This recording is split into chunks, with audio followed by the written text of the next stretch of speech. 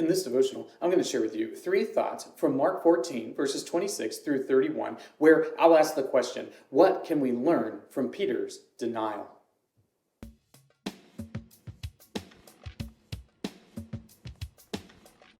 Mark 14, verses 26 through 31 says, "And when they had sung a hymn, they went out to the Mount of Olives. And Jesus said to them, 'You will all fall away, for it is written, I will strike the shepherd, and the sheep will be scattered. But after I am raised up, I will go before you to Galilee.' Peter said to him, 'Even though they all fall away, I will not.' And Jesus said to him, 'Truly I tell you, this very night, before the cock crows twice, you will deny me 3 times. But he said emphatically, 'If I must die with you, I will not deny you.' And they all said the same." This is the prediction of Peter's denial. And later on in the same chapter, we find that everything happens exactly the way Christ described. So when Peter says, "No, Lord, I would never do it. I will die with you. All these other people will fall away, but I never will," Jesus tells him very specifically, You're gonna.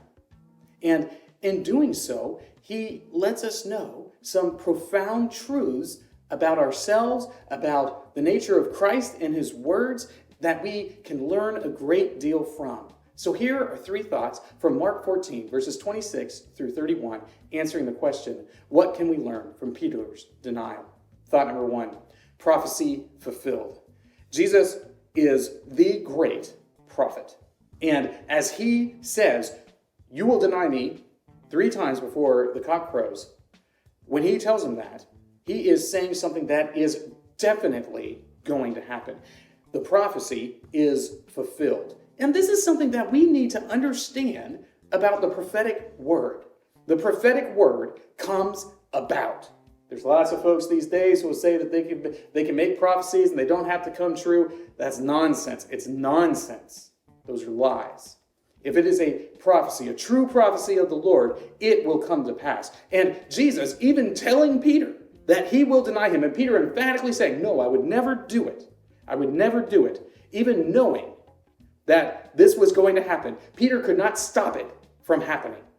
Do you understand what I'm saying? I'm saying that if a prophecy is truly of the Lord, it will definitely happen. Prophecy is fulfilled, so we can take comfort, and great joy in the prophecies that are yet to be fulfilled, because we know that they are going to come about. I have every confidence in the Lord's return because he has told us he will come back for us. His prophecies are fulfilled. Thought number 2, talk is cheap. Peter blows up at the idea that he would deny Christ.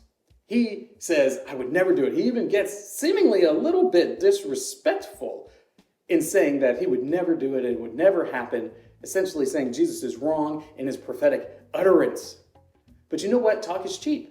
And all of us know the game to talk. We all know the things that we should say in order to sound ever so spiritually mature, right? We know what to say. We know how to play the game. We know the words that we should use. But here's the deal. Talk is cheap. And it doesn't matter what all Peter says to Jesus when he says that he is not going to leave him. It doesn't matter who falls away, that Peter's going to be faithful. It doesn't matter if he's going to die. All that talk didn't mean a thing. Because precisely what Jesus said was going to happen, happened. Despite all of Peter's boastful ideas, he denied Christ. Did so 3 times that very night.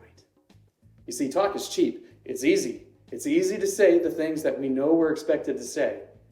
But it's a whole lot more difficult, and in Peter's case, impossible, to do that which we know is right. Thought number 3, beware of pride. We talk about this when we're going through the book of Job. Job's great sin is pride.